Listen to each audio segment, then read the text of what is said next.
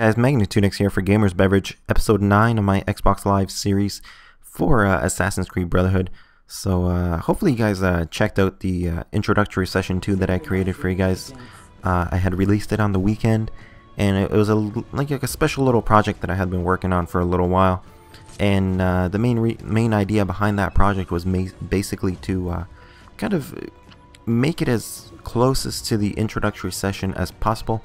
Make it as like bare bones and as basic as possible, just so it's kind of like an intro into the ACB multiplayer game, kind of like the introductory session was. It pretty much like took your hand and it kind of carried you through the all the steps that you needed to do, everything that you needed to perform, and things like that. So that's kind of what I was aiming for, and I was trying to change my voice as much as possible to make it look like the person's, but I honestly had no luck right there.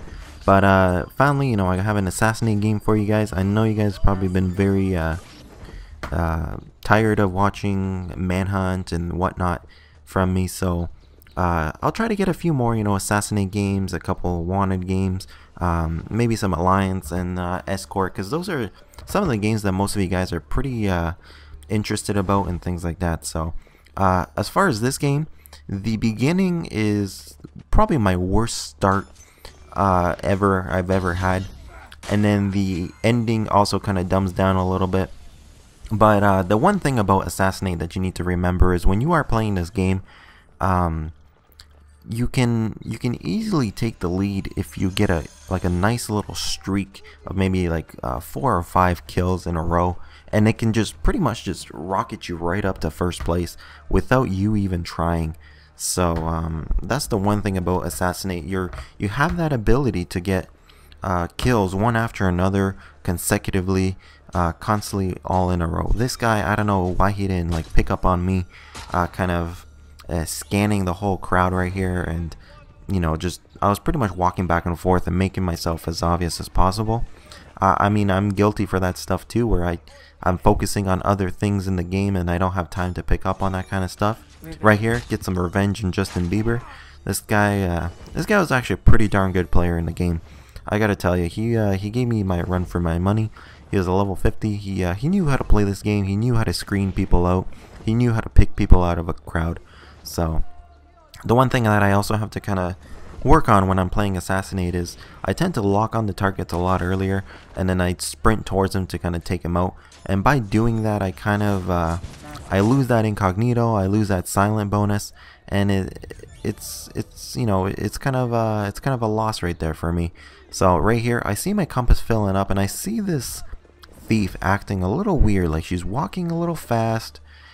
She's weaving in and out. She turns right around, and in my mind, it looked like it was like she was a player, but I guess that the game was just playing around with me, and then it spawns another thief in that spot. So quickly just turn around, regroup. I see my compass glowing on my right, and then I see a light up as I'm looking at this group right here, and I walk into this group, and I know this Damarasa sees me. She knows me. She knows I'm coming for her. She locks onto me. And I probably should have used that mutability that I had in my arsenal to protect myself, but I wasn't able to think quick enough to use it, and I fell to her trap. And that's pretty much how you can do it. If you see somebody coming for you, and you know that you can pull that lock off first, the few critical seconds before it actually before the person actually locks you on, and you can easily just take it out. Another noob moment for me. Look at this right here. This was just terrible. I don't know what I was doing. I don't know if I got distracted by the little swing up top, the little plank. I was kind of thinking to myself, maybe I'll go for a ride on that later or something like that. But terrible gaming. And then I got to think to myself, I'm like, okay, I gotta turn this around. I can't showcase my skills to the ACB community by doing a mediocre job. I have to kind of, step up my game. I see this guy right here. I'm going to come in, take him out. And I probably could have gotten that poison off on him. A lot of the times I'll notice I give ample opportunities to pull off poisons. But for some reason I just do not take them, and I have no idea why I do that. I don't know. It's just sometimes when I'm playing I don't really think that well. And right here, I come out through here, and I'm kind of thinking, no, it's not the pariah. It's gotta be the priest. The one thing that you can a lot of the times like use your and I wouldn't say common sense, but you can use if you pull up the select menu and you see the scores for everybody, just kind of scan through and see what kind of personas you pretty much have to look out for, because there's there's roughly 16 to 18 personas. I'm not exactly sure the exact number, but in a given lobby there's only 8 players, right? So there's more, like less than half of the personas are going to be being used unless somebody uses disguise, but then that disguise can be easily picked out by it running out, or you can see the person flashing and whatnot. So right here, a little trouble. I was for some reason sitting down on that bench. I was trying to lock onto Justin Bieber, and I accidentally locked onto the Damarosa, and I got killed by Justin Bieber. That's just terrible. I don't know why he does this to me.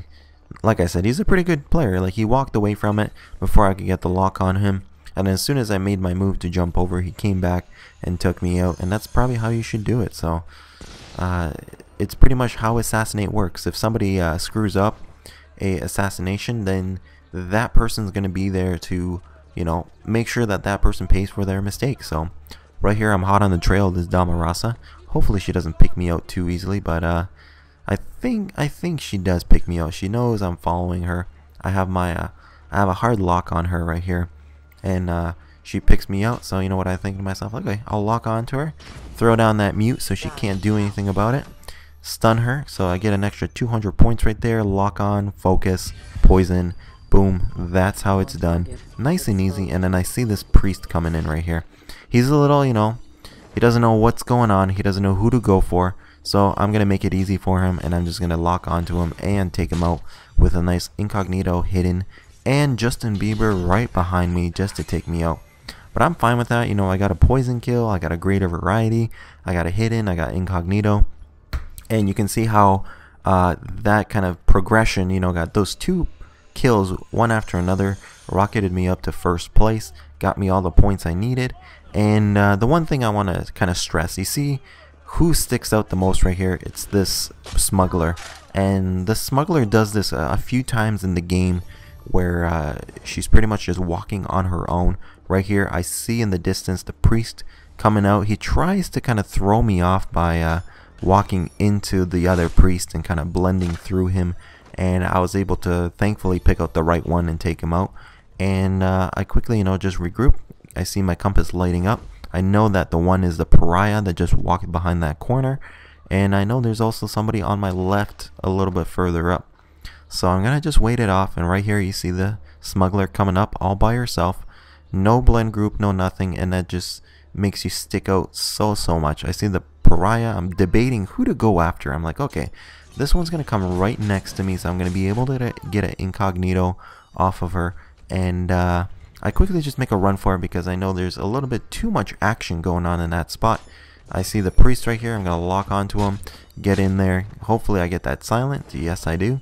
Take him out, and then I go into this group, and then right here I see this thief switch over to Justin Bieber, and I'm thinking to myself, okay, I exactly know who it is. He kind of peeks out past the corner just to see who's trailing him, and he already knows who it is. He knows who to go for, who to take out, and I'm trying my best to kind of fight through this crowd.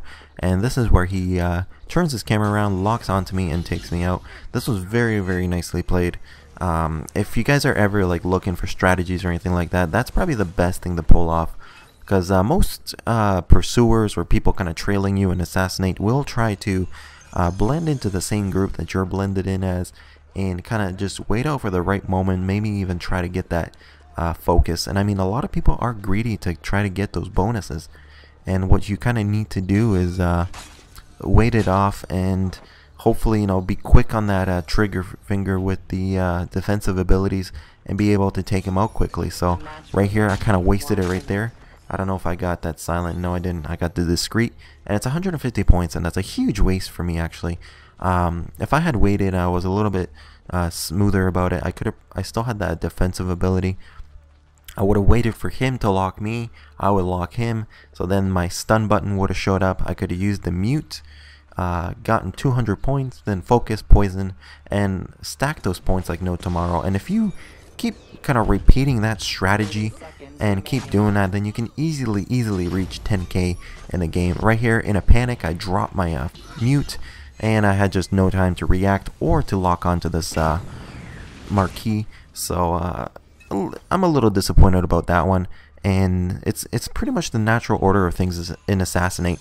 If there's 2 or 3 people that are grouped in an area that are watching people assassinate each other, then you pretty much just have to wait until the last person is standing and then take that last person out, just to ensure that you don't get killed right afterwards by another person in succession. Right at the end, I just decided to go crazy and just start killing people. I know it was the priest off to the right that was kind of stuck behind the NPC and it couldn't get to me in time, but a decent score for myself. I mean, almost 8,000 points, and that's pretty much it for this episode, guys. So check out GamersBeverage, subscribe, send me a message if you got any questions. My playlists are on the side with R2A coming back very soon, and my links for Twitter, which is twitter.com/GamersBeverage, facebook.com/GamersBeverage for a great Facebook group.